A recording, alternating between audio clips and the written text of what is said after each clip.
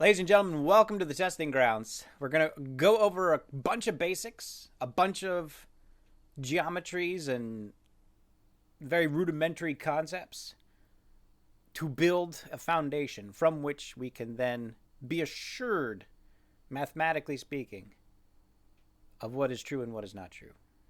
That is the goal today. I've got some stuff we can break down, and then we can get it all going.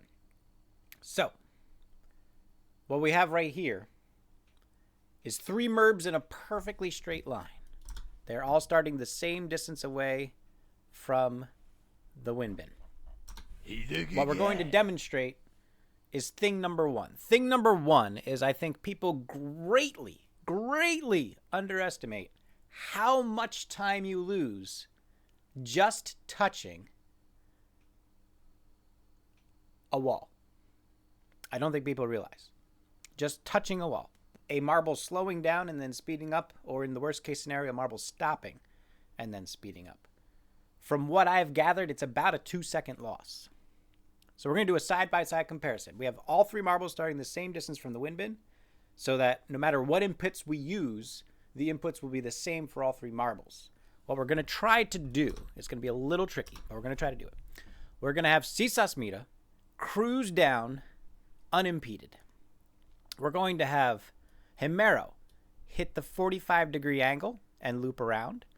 And we're going to have the mustache hit the flat and then loop around. But what we're going to do is we're going to give the marble's side momentum a little bit so that when the mustache hits the flat, it'll keep going to the side and then whip around. So it won't be like stop and not go anywhere. It'll stop, get around the corner quickly, and then go. So we're going to try to have the marbles coming into the octagon on an angle while holding forward the whole time so that the marbles that hit the walls are still getting pushed forward by the board as much as possible through the entire thing.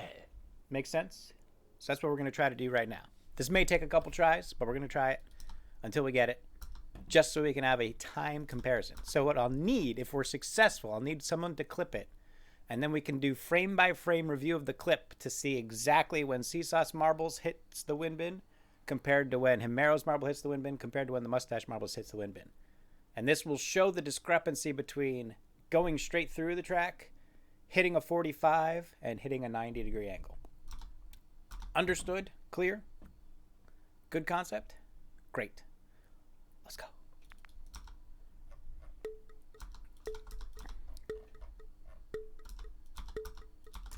All right, so we're going to go forward, and then we're going to go to the left a little bit so that the mustache can whip around the corner after hitting the wall.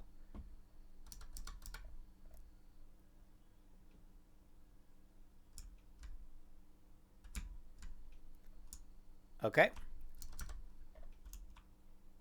Get your clips ready. Boom. All right. We'll clip it. Check it out.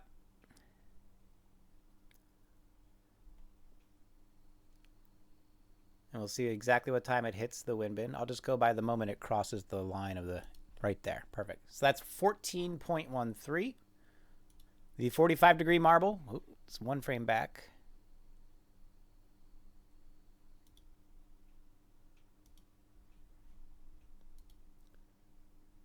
What do we say for that? 14.13? Yeah, 14.1, more or less. That's probably 14.3. So we'll say 1/5 of a second for hitting the 45-degree angle. And hitting the stop, about 3/4 of a second. So we're looking at a 1/5 of a second and about 3/4 of a second difference between straight shot, 45 glancing, and 90 glancing. This basic principle is very easily demonstrated, right? With the squares tile, the fastest way through the squares tile is to hit the 45 and loop around, because going into the 90-degree angle and then peeling out is 3/4 of a second slower, even if you do it perfectly, right? So that's what we're looking at. We're looking at about a 1/5 of a second loss on a 45, and we're looking at about a 3/4 second loss on a 90. I think it is a safe assumption to say that the board tilts in all four directions equally, because when the track is going to the side, the board still tilts equivalently. So we will be safe in that assumption. Let's just call it 10 degrees. It might not be 10 degrees, but let's just call it 10 degrees, right?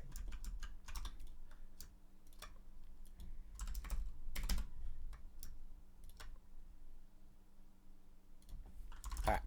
So the two tilts we can have is the forward tilt, 10 degrees, and we can have the side tilt, 10 degrees, right? So those two are the same tilts, just from different angles. And then we can have both tilts at the same time, right? Now, the thing to note about that tilt configuration is that is not the same as a 10-degree angle, right? So if we look at the angle comparison, it's not a 10-degree angle. It's actually the square root of 2 times more slope. So 10 times square root of 2 is 14.6, I think. So that's going to be 345.6 or 4. Let's see how close we were.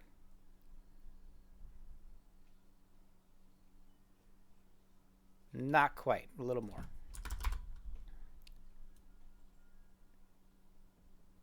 All right, so that looks pretty equivalent as far as the slope. So it's the square root of 2 times more slope. So what does that mean? It means that a marble rolling forward will hit a maximum speed for the slope, and a marble rolling sideways will hit the same maximum speed for the slope. But a marble rolling diagonally is going to be potentially, like, I don't know what the actual equivalence is to gravity, but it will be potentially, at most, the square root of 2 times faster. However, the distance is also the square root of 2 times more, right? Because you're going on a 45-degree angle. So you're going the square root of 2 times faster, but you're covering the square root of 2 times more distance. What does that mean? That means your forward progression is going to be the same. You're not going to go faster forward on the 45, right? You can kind of see that.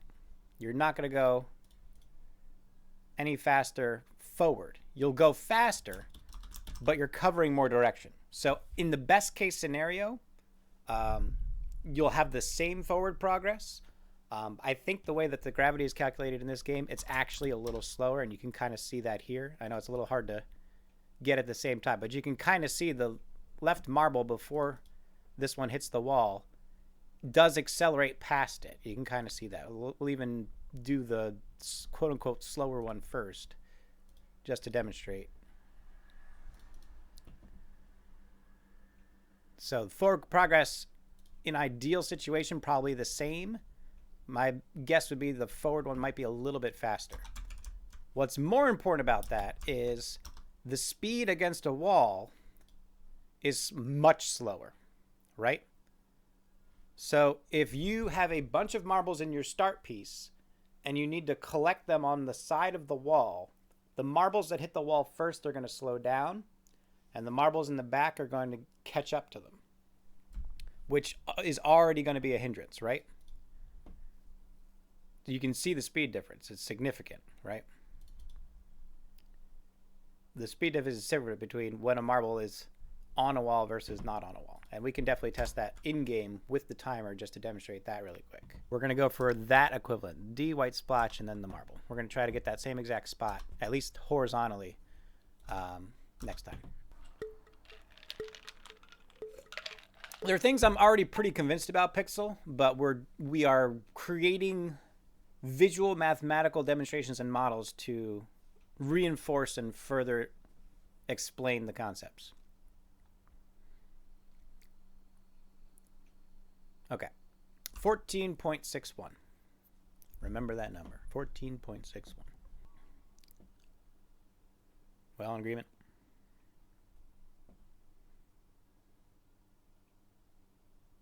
Agreed, agreed. Cool. Are we doing Droska? Yeah. Okay, here we go. We're now going to hold forward and sideways against the wall to show the loss in time. 14.61, is that what we said?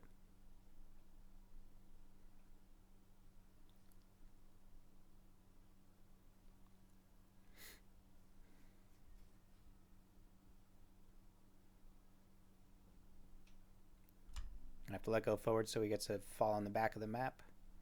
Okay, so I think we can all safely agree, without too much doubt, it is a significant, it's almost a second per tile, if not more. This is just the concept, to prove the concept. I would readily agree if Yusuf's intention is to have an audience participation of some kind for the speedrun events, like a top tiltee or local leaderboard winner. Obviously, kicking's not going to be allowed then because it's going to be a viewer participation-based competition, right?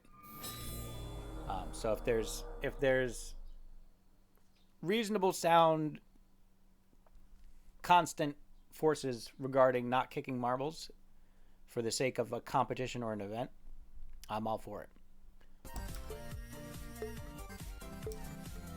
Did I not click sloth? I swear I clicked sloth. Whatever. Being too far forward is not going to be a hindrance to time. Being too far back is more the hindrance. Okay.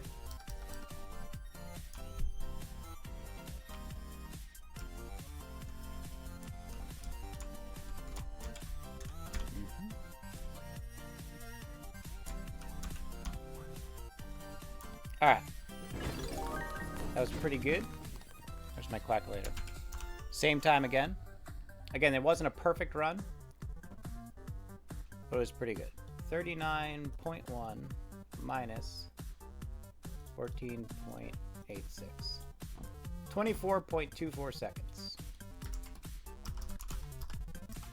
24 and a quarter. So this is now kicking time. 14.74.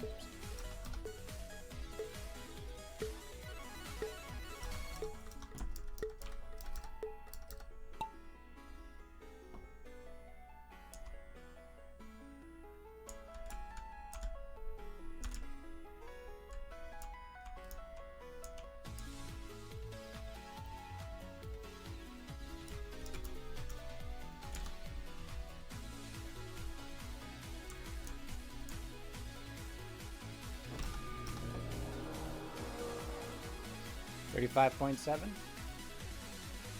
20.96 seconds. 4 seconds faster on the first try.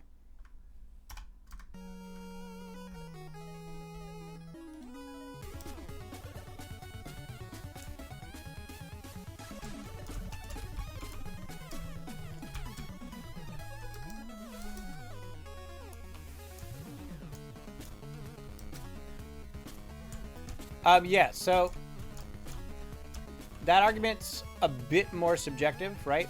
Because okay, that was pretty dang good. 23 seconds, right? What was the start time? 14.8, I think. They don't have the start time. I forgot to write it down.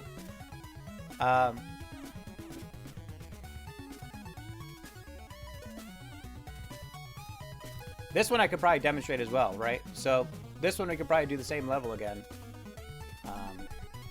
Just want to get the start time for this. 14.68.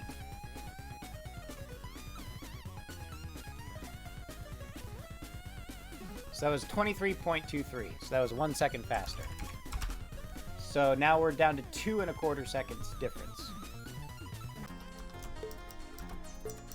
This is actually not a great example for what we were trying to do here, because we're still going to have to go pretty hard on the right to get the marbles on the left to go. Okay, so we've got 3 there. Perfect.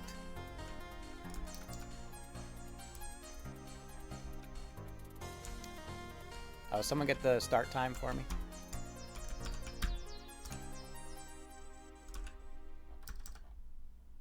That's a good comparison, I think. 14:55, thank you.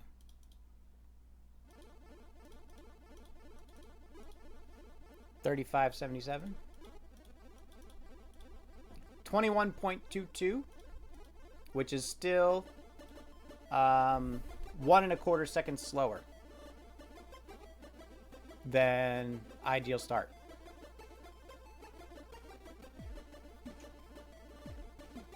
So 1 1/4 seconds slower still. And again, we were making it have the best chance of success as possible by kind of finagling the start, right? Because we made the kicked marble perfect 3 line all the way in the back of the start piece, whereas this, all the marbles were in the front half of the start piece. So even with the most ideal situation for starting conditions compared to the worst situation starting conditions for kicking marbles, still 1 1/4 seconds slower. So